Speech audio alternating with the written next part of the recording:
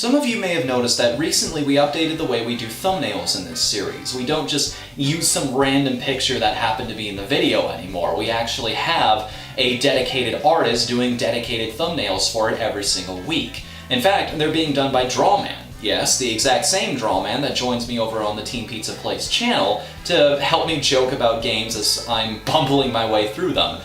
I think they're great. I think he does fantastic work. He comes up with some really creative designs, like the one where I'm in a lab coat staring at that design concept for the warrior from Final Fantasy, or last week's one, which was actually my idea, and man, he did an incredible Mario for that one. But my opinion isn't the only one that matters. I'd like to know what you guys think about the new direction. Is it good? Does it have any formatting issues? Do you have a tough time seeing what's actually in the thumbnail, understanding what the scene is all about or what it's supposed to represent? Let me know in the comments below, and I'll be sure to pass on the feedback to him. Even if it's just to say that you absolutely love the series, hey, let me know anyway, because who doesn't like getting a compliment, right?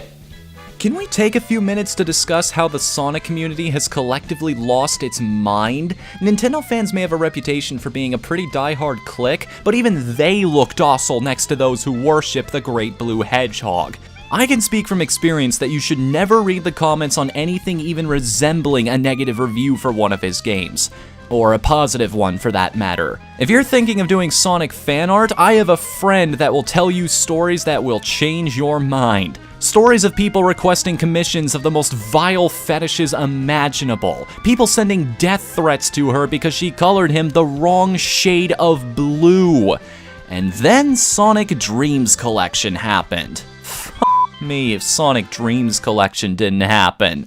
This is less of a game than it is a slow descent into madness, a grim reflection of the state this fanbase is in. And yet, we've got everybody from Jim Sterling to Super Bunny Hop playing it, making videos of it, and genuinely having fun with the horrors presented to them. Why?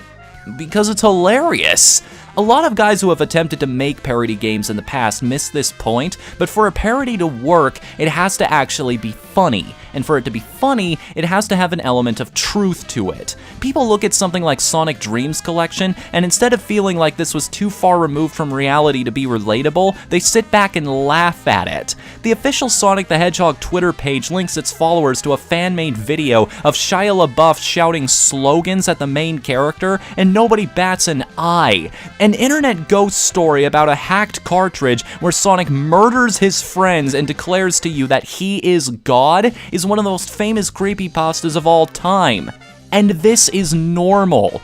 Look, I've got nothing against people liking whatever they like. In fact, I actively encourage it. But I also acknowledge that in any other gaming community, these kinds of things never would have happened. How did things get this way? Why have fans chosen the path they have, and why do we latch on to games like Sunky.mpeg and love them the way we do? Because sadly, for many of us, it's the most fun we've had in a Sonic game in years.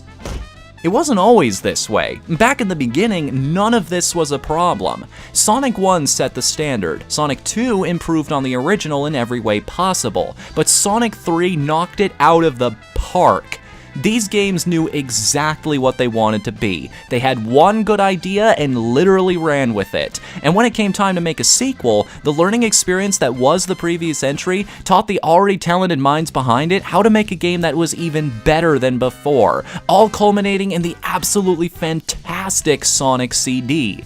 And then the third dimension came along and was like, yeah, change of plan, guys. I don't know how many of you remember, but there was a point in video game history where the only game that mattered was Super Mario 64. And because of Super Mario 64, if you didn't work with polygons, you didn't work. It was simple as that. Lots of franchises tried to make the very difficult transition to a plane of existence that had whole new design challenges associated with it, ones their original 2D concepts just simply weren't equipped to handle in most cases. And depending on who you ask, Sega's mascot made one of the most awkward transitions possible. This IP has been in a decade of darkness, twisted and warped by every bad decision a series can possibly make. Every recent Sonic game is more infamous than the last, if only because they found some way to do it worse. Sonic and the Secret Rings had some of the worst controls of 2007. Shadow the Hedgehog took the focus off the character that made Sega's name to begin with in a desperate attempt to appeal to the hip new crowd that was forming around the adventure series. Sonic 06 tried rebooting everything in a bold new direction so the company could just get their bearings for a second, and the aftershock from that disaster is still being felt today. Then Sonic the Hedgehog 4 finally brought the series back to basics, but by this point, it was too late. The fanbase was already so far gone, so ingrained in this nostalgia-skewed perception of what a 2D Sonic game really is, that they believed they could tell the very people behind those classic titles that they were doing it wrong.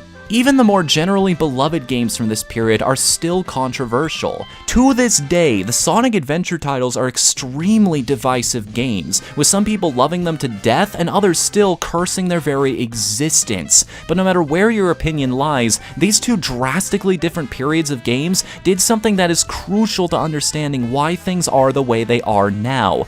They present radically different views of what Sonic is about, and thus have split the fanbase directly down the middle.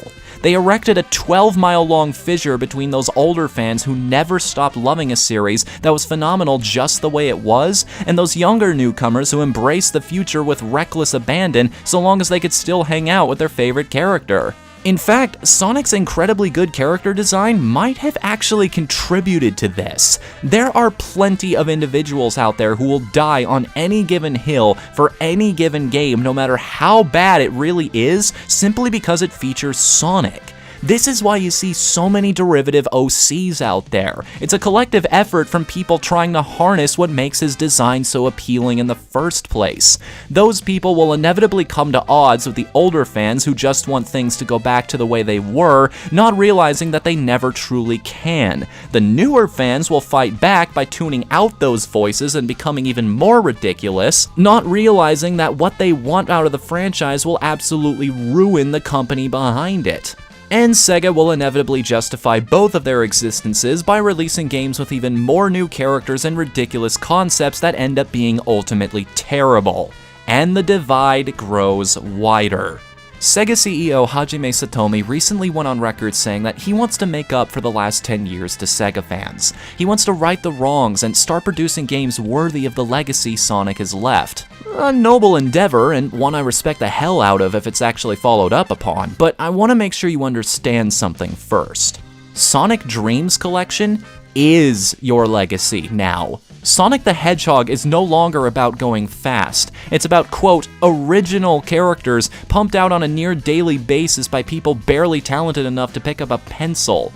It isn't about creating colorful worlds with tight level design that complements the aesthetic anymore. It's about weird fetish porn where you get unbirthed by a bat lady and have to force feed someone until they almost explode. And nobody thinks of tightly controlled platforming masterpieces when they think of Sonic anymore. They think of a community who obsessively frets over this character in every possible way. A community so ridiculously attached to the blue blur that you'd think they were him, taking even the slightest opinion on Sonic, good or bad, like a personal attack against their very soul. A community that just takes things too far. I wish you the best of luck, Mr. Satomi, but I do not envy your job. Because knowing what I know about where Sonic the Hedgehog stands, you have got a long road ahead of you. And now, dramatic readings of Sonic poetry by the great Waggerati. Roses are red, hedgehogs are blue. You're too slow. Sucks to be you.